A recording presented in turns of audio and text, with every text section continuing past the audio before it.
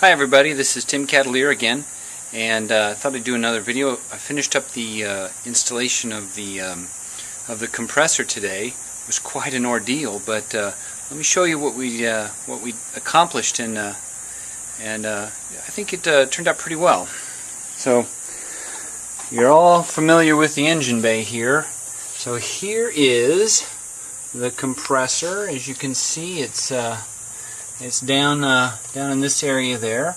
It's suspended from this rack. You can kind of get a feel for it. This is the tail shaft of the motor here. This is one of the risers for the rack itself, and of course it's hanging from these two pieces here. And you can see I had the custom hoses made. This hose goes over here. There's where it ties into the old AC system, and they put a brazed joint back there. Originally they put a compression joint, which just didn't work, so they had to have it redone. And the frustrating thing about this is that you think you're done, and then you end up with a problem. You have to take it back, and you think you're done, and another problem. It's it just takes a lot of time. But I think this brazed fitting is quite nice. They did a good job with that, and I don't think we're going to see any more leaks. But the front battery rack now is pretty well installed. It's anchored down. This piece comes up. This piece over here.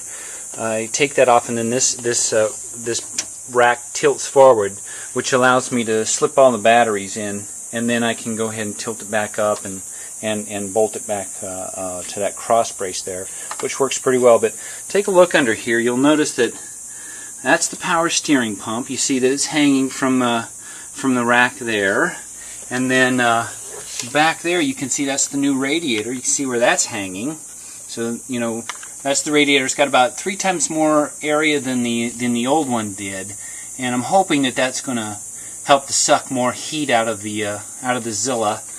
It just kept overheating in the summertime. It would flash at me and drop to about 50% power, and you just don't want it running that hot. It's kind of and it's irritating. But hopefully this will do it. But the problem is here in Arizona, 120 degree air can only suck so much heat out of the fluid. So hopefully we're just not going to see too many days like that. But in either case, I should be nice and cool in the cabin with the AC.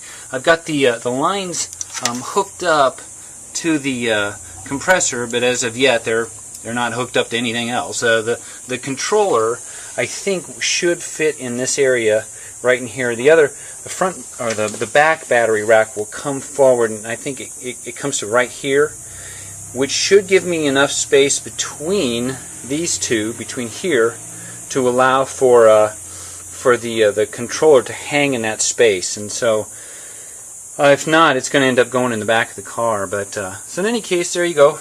Still a mess, but it's getting better. So stay tuned, and we'll have more in the future. Thanks.